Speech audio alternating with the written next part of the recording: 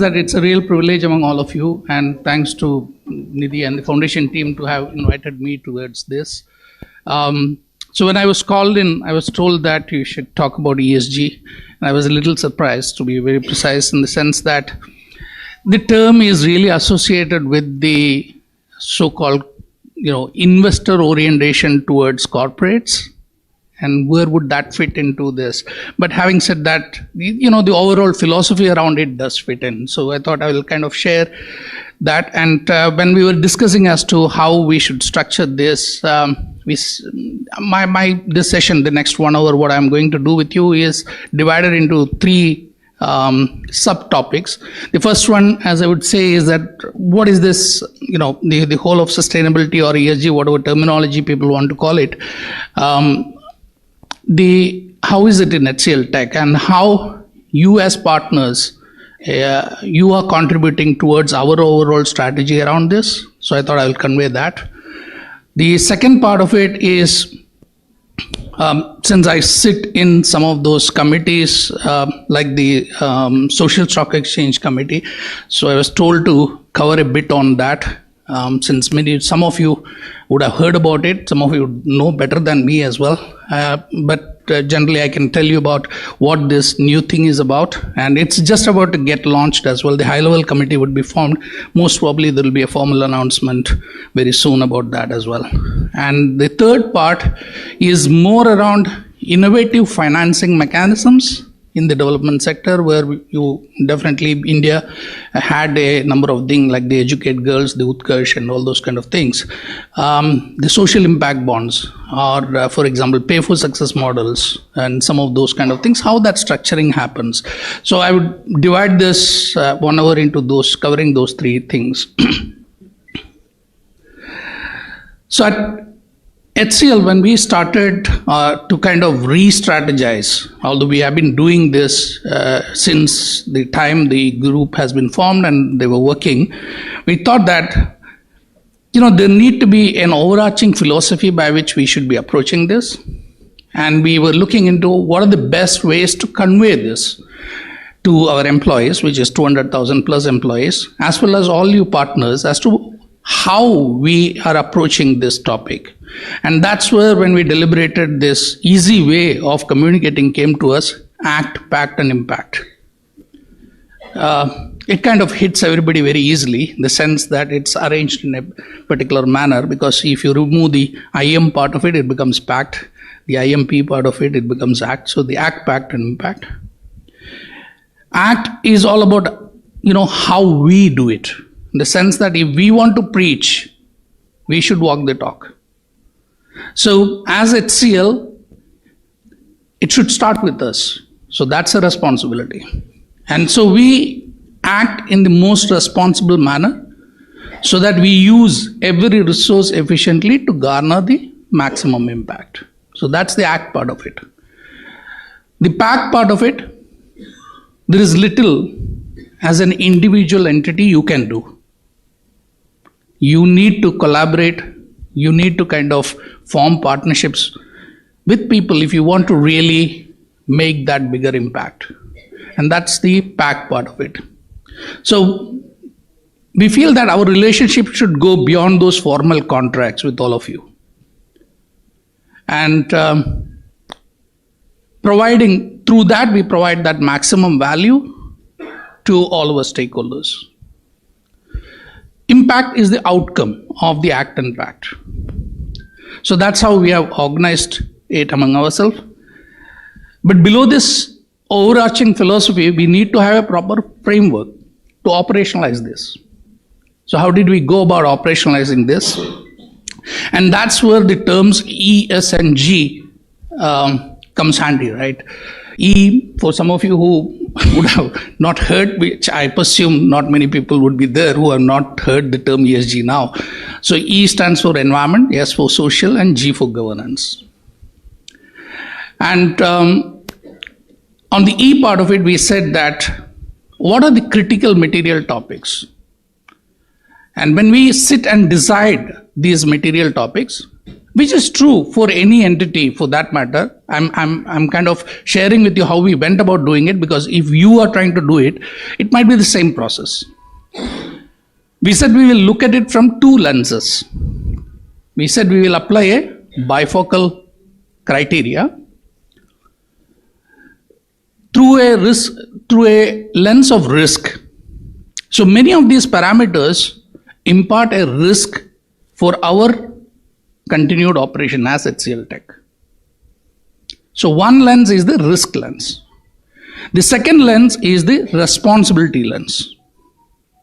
It may not be a risk to us, but then there is a moral responsibility on the entity to look at that topic. So when we set up on deciding these 12 material topics, those were the two lenses through which we approached it. So climate change, definitely the biggest topic, and when the COP is happening right now, I don't think there is the media is fully around it. So that's a big topic, and every individual contribution matters, every entity's contribution matters. So we need to make our contribution as well. So it becomes a material topic. Eco-efficiency was the second parameter which we said. Now, some people can say that climate change, when you are addressing climate change, you are addressing eco-efficiency. So isn't that equal? We said that, eco-efficiency can be a little more micro, in the sense that how much water we are using, how much the water we are sourcing, how much responsibly we are sourcing. The water we are sourcing, is it kind of taking away the water required for others? Or for example, the waste, what we create, and especially in the IT sector, the e-waste. So some of these things will be factored into the eco-efficiency parameter. The ES part becomes very important for us because it's all about people. This industry, this sector is all about people. So human capital, because it's a tech company and technology keeps on changing. So skilling, reskilling, upskilling, innovation, all these becomes very important for our survival. And that's where human capital plays a big role. Local hiring, a multinational organization from India, and it becomes very important for us to look into, how we kind of create that capacity in those local communities to start engaging with us. Diversity and inclusion, I don't have to tell anymore, and talent attraction and retention, as you know, we are going through a big tough times related to that. That becomes very important. Work environment has got two dimensions. Work environment, the physical work environment, in the sense that the place where you operate, the office where you operate in the pre-era, even now with the hybrid workforce, sometime you come to the office. So the office and the things around that. The second one is, I wouldn't call it as the softer aspect, but like for example, the work environment which is not discriminating, no harassments. That's very important. So work environment has got both those dimensions. And then the citizenship. We are part of an ecosystem of a community. We need to realize that. We don't kind of stand aloof from the nearby community. We are part of the community. So that citizenship plays an important role. And the governance part of it, when you look at it, we are an IT company. So security, data protection, system availability. The kind of impact which we create on our clients through our services, the sustainable impact on clients, how we procure becomes important, and also governance and ethics, not to miss the last part. But these are the ways by which we have arranged ourselves. And then what we do is that for each of this, we have definite metrics. So there are 100 metrics around these 12 material topics, which we monitor, and that trending gives us an understanding as to how well we are progressing. So those 100 metrics are the ones which gives us a kind of a scorecard of HCL internally for us to say that whether we are progressing in the right manner. And then right at the top, at the governing board, a committee of the board with 3 directors of the board they form the ESG committee. So the kind of review happens right at that level. And one of the independent directors is the chair of the board, 2 independent directors and the chairperson. Those are the 3 people who form the ESG committee. So that's how we have arranged among ourselves. And of course, those strategies need to be kind of implemented. So our pathway for implementation is, you need to measure, as I said, these 100 metrics. We have a clear measurement of our ESG performance. We want to integrate it into everything we do. It is not a central function. And I always tell this, I've written about it, I've spoken about it, that what I see, or when I talk about currently the world of sustainability or ESG, is that it's more of the quality revolution in the early 90s. At that time, you had so many quality courses come up. Then you had the quality assurance, quality control. You had the Six Sigmas, and you had the quality councils, and you name it. Everything was quality, right? But then today, when you look back, where are they? It just integrated into everything what we do. A finance division has to integrate quality in whatever they are doing. An HR function has to integrate quality in what they are doing. So it got really integrated. And the way we see it is that that integration is something which we are saying that there won't be a central function.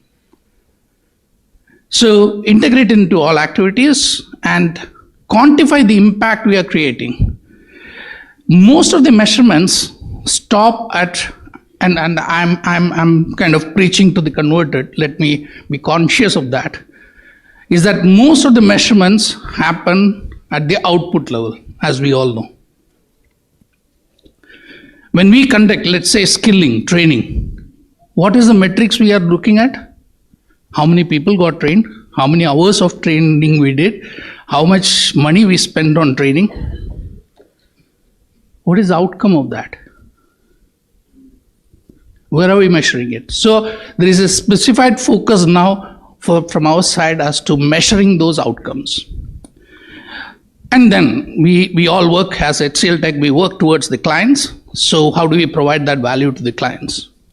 And on the left side, I wouldn't take much time there because I think there is a separate slide on our goals. Yeah, here it is. These are the publicly stated goals. Now there are, I can say 3x times internal goals as well. Okay. So this is the publicly stated goal. We said we will achieve net zero by 2040, 50% on absolute emission reduction, which means that we are decoupling our emissions with our growth. From 2020 to 2030 in this decade, HCL maybe we will grow 3x times. But then our emission would be half of what we emitted in 2020. So it's a complete decoupling with growth. Till last decade, we had set targets on a per capita basis, per employee basis. We said that our emissions we will reduce on a per employee basis. So if we increase the employees, absolute emissions would go down, but still we can say efficiency-wise we increase. But this is a complete change of stance, and we said that we would completely decouple this. Transition to 80% renewable energy, zero discharge from all locations, zero waste to landfill, improving the ESG knowledge and skills of the employees, huge program underway in terms of doing it for all the 200,000 plus employees now.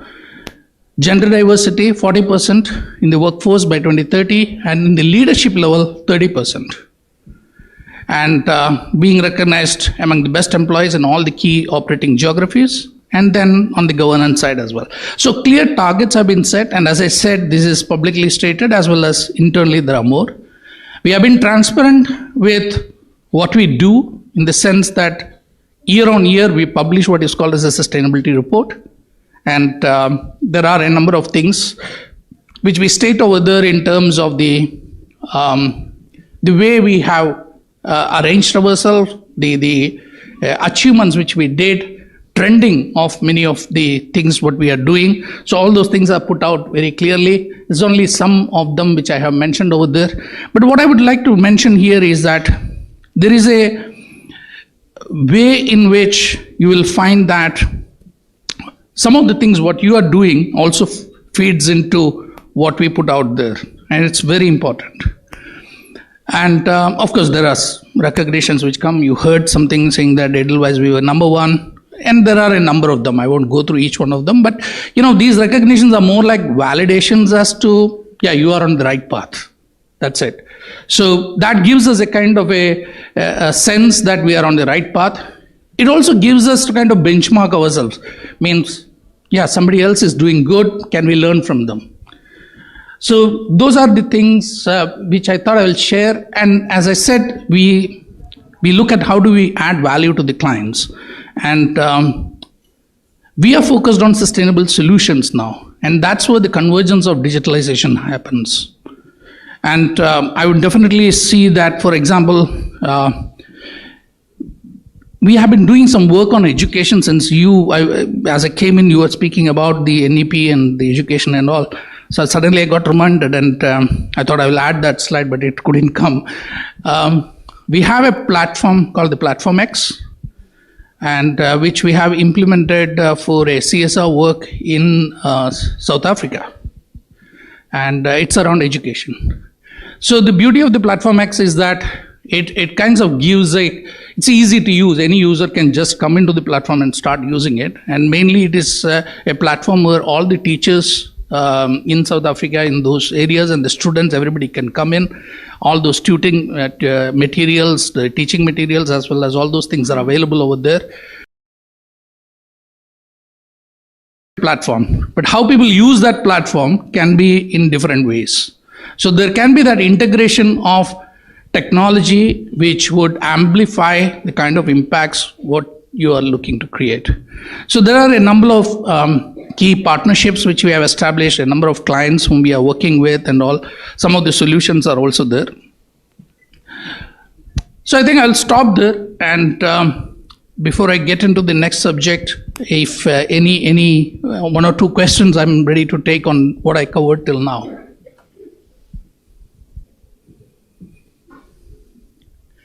Nothing? Yes?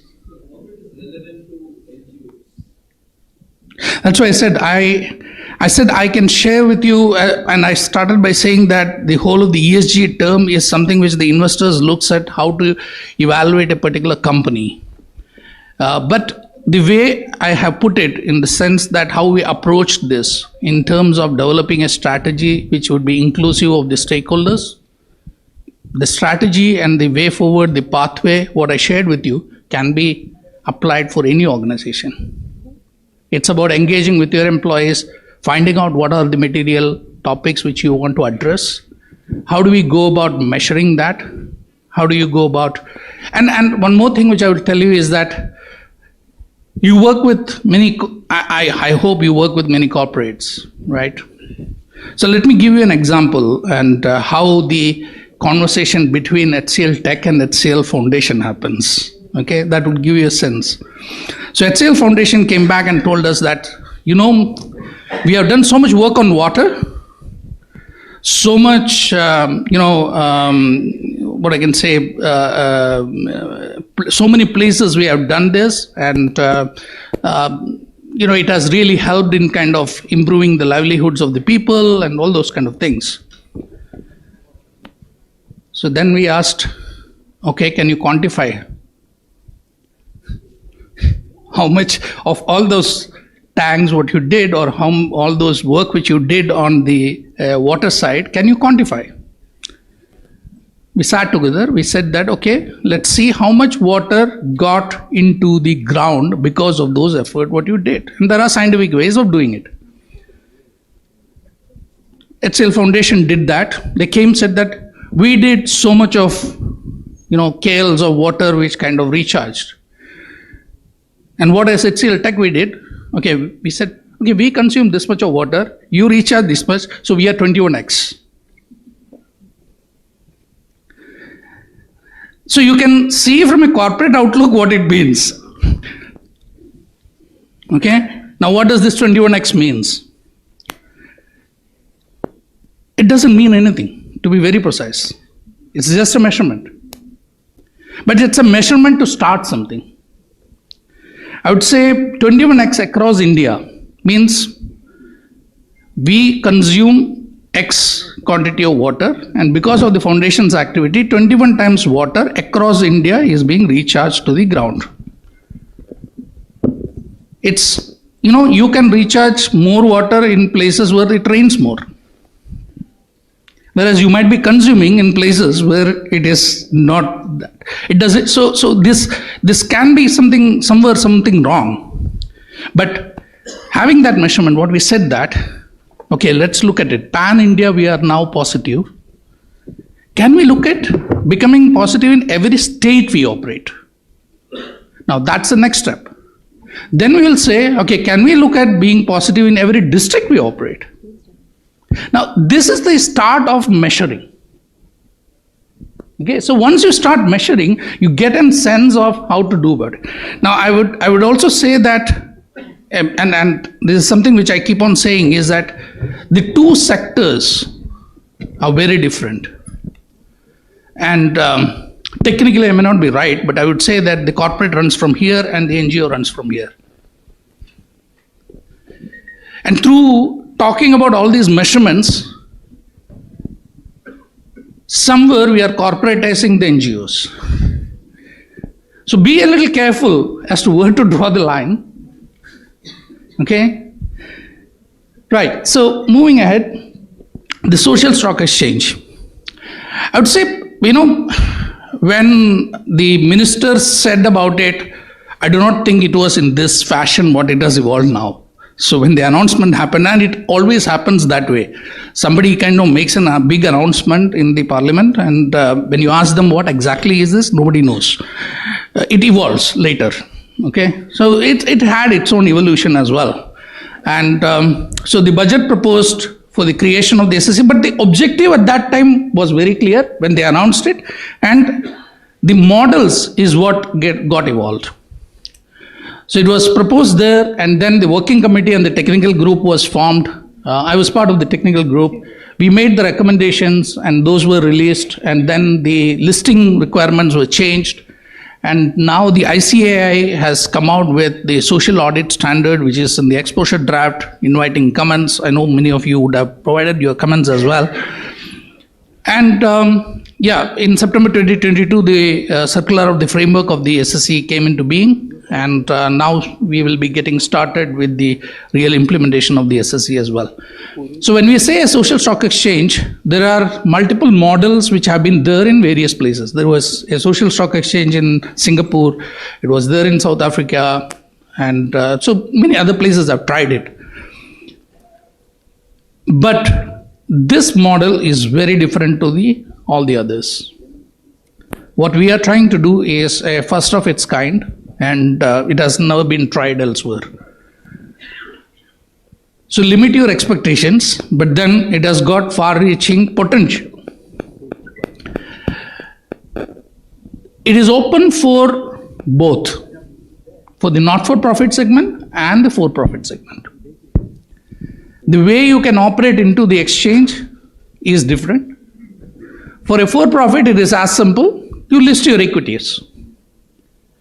But then you need to be very careful that you qualify as a social enterprise. And there are criteria as to how you qualify for a social enterprise. So once you qualify as a social enterprise, you can get listed into this exchange. You can get listed into the main browser as well as into this browser as well. That's also a possibility if you qualify as a social enterprise. So equity-based shares is one way, or debt securities is another way. Those are the ways by which the for-profit. Not-for-profit can look into 2-3 ways. One is what we call as the zero coupon, zero principal bonds, or the mutual funds. Now, many of you would know that HDFC has a cancer mutual fund, right? I think they are doing the 4th round now. It has been quite successful. For some of you who do not know what it means, is that mutual fund, you invest into it, there is an option to select either 50% of your dividend goes into the cancer treatment or 100%. So that option is left to the person who is subscribing into the mutual fund. And depending upon that, you get 50% dividend or zero dividend. Your principal you get. Right? Zero coupon, zero principal bond is where you don't get the principal also. So it's more like a donation which you have made, but then there is an annual reporting to you. There is a kind of a structured way in which it operates and all those things. And for an NPO, you can get registered. The first level is you have to get registered into this social stock exchange. You may not float a particular scheme. So you may not raise the money from the, either through a zero coupon, zero bond or through a mutual fund or anything like that. But you can be registered into the social stock exchange also. There are some requirements. After you register, then if you want to kind of list any of these things, you can do the listing as well. The social audit standard, which is now the exposure draft is out, which is mainly coming out with the standard operating procedure, as Nidhi mentioned. It's more like the standard operating procedure as to how that audit need to be conducted. So there is clarity in terms of what should be that relationship between the auditor, the responsible party and the intended user. So that, because it need to be independent audits, right? So those things, and how the project, program and the intervention would be covered. What should be the monitoring framework, the evidence, the way the reporting need to happen. So all those things are put out there. And so it applies to the NPOs, the not, who get registered with the SSC. And so you will have to conduct this social audit and report it to the social stock exchange. So I think that's broadly about the social stock exchange, and more things would come out as we roll out. So I think the high-level committee would be announced very soon, and then the work would start on that. The first listing and all those things would get started very soon. So my next one is on impact investing, and I'll cover this. Maybe I can take the questions after that. It's kind of a terminology in vogue, if I'm to say, just like ESG, right? So the World Economic Forum defines the impact investing as an investment approach that intentionally seeks to create both financial return and positive social or environmental impact that is actively measured. That's how the impact investing is called out. And there has been n number of permutations and combinations of that which has been tried, which you can see on this side. There are a lot of them. You find all the colors, color palettes which you want, the green, blue. So all those things you can find. You can find a green bond, you can find a blue bond, climate aligned, payment by result bond, developmental impact bonds, municipal bonds, for example. And I heard some of you are from Pune. One of the most successful municipal bonds floated by the municipal corporation is the Pune one, looking into the water. So I think providing drinking water or potable water into the community was the overall objective, and they floated, I think it was 6 times oversubscribed, if I'm not wrong. So one of the most successful municipal bonds. This is taken from the Brookings as October 1st, 2022. They have about 235 impact bonds across 38 countries. So it's all across. There are many people trying it out in various forms. Where are they? Social welfare, employment, health, education. These are the 4 segments where broadly these things are. Criminal justice. Actually, that's one of the places where it kind of just initially started, In UK, when they floated the first bond, this bond was about how to reduce those people who are in the, in jail, and then they come out and they don't go back into the same lives. So I think the whole program was about that, and those was the first social impact bonds which were put up. And then of course there were multiple other things. New Zealand was another place where it happened. Canada is another place where they floated it. So I would say one of the models of these kind of things is a first loss guarantee model, which I felt that at that time, Yes Bank was the first one to do something like that, or at least it came out in the media as one of those things. And they have done some good models, okay? And this was in the Run of Kutch. The salt farmers. What is the expense for a salt farmer in Ran? So literally it is just pumping the water into the salt lands. Rest everything is done by the sun. The water gets evaporated, you take out the salt. Okay? So the only expense for them have been diesel, because they were running these diesel pumps. What could have been the best solution? Solar, because sun was in plenty and you could pump the water using solar pumps, thereby no operating expenses. But the solar pumps were costing. Now, none of these farmers have the capability to take a loan. So that's where the bank steps in. The bank says that to another development institution, financial institution, saying that you provide the loans. If somebody defaults, we will pay you.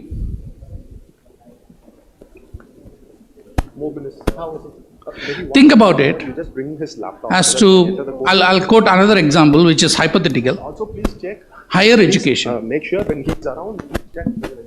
Sorry. Yeah, higher education. There are so many people in India who can't afford higher education. I'm not very sure of it. And we have so many nationalized banks who have a target to give education loans. And nobody meets that target. Right? So let us say that somebody goes to a nationalized bank, tells them, you provide loans for 1,000. Any default is on us. Rather than you providing the whole of the sponsorship for their education, if you provide the sponsorship for the education, you would be impacting, let us say, 200. But with this model, let us say the ratio of default, currently the higher education default is about 7 to 8%, let's say 10%. Finally, you will be paying only 10%, or with the same budget what you had for sponsorship, you are impacting 10 times more people. Using the existing structure inside. So it's a powerful model and it can be used, and I'm quite sure many of you have already started thinking as to how it can be used as well. And it's something which can be used inside the existing financial systems as well. Social impact bond structure is where the government comes in.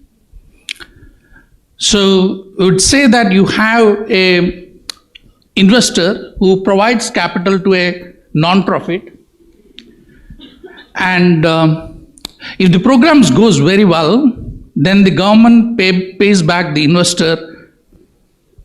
The program doesn't go well, the investor loses the money. But this is a good way. For example, at the end of the day, for the government, what they are spending is the taxpayers' money. And they would be spending only on proven methodologies. Otherwise, it's a risk for them. Right? So anything new, innovative, which you want to try, I don't think the government would support, because there is a fiduciary duty to the taxpayers. You have to reduce the risk. With that, they cannot do. But here in this model, there is somebody as an investor who is coming and saying that we will invest upfront. We like this model and we are confident it will be successful. Okay, if you are successful, I am ready to pay you. But if you are not successful, it's your money going. Think about again hypothetical. We are all in Delhi, the pollution issue. Okay, there are many reasons for that. Let's say all the cabs, 10-year-old cabs, have to move into electric. There are many investors who are ready to put the money. The government of Delhi has to say, okay, these are the outcomes. You put the money, somebody implements it, you produce the result, we will pay. It's possible. This model changes slightly in the next one, which is the impact bond, where it need not be the government. It would be somebody called as an outcome funder. Now, an outcome funder need not be from the government. And this is where the Educate Girls and all those kind of projects in India happened, where there is one impact investor who goes and invest the capital into the project. There is the person who is kind of delivering that particular project, the service provider, and there is an independent outcome evaluator. On the basis of that evaluation, there is an outcome funder who says that for all those outcomes, we will pay. So here, the government is moved, and it can be anybody else who can come as an outcome funder. So I think these are various models which I kind of covered, but there are many permutation and combination in which you can work around these models to see what is the best way to kind of look at it.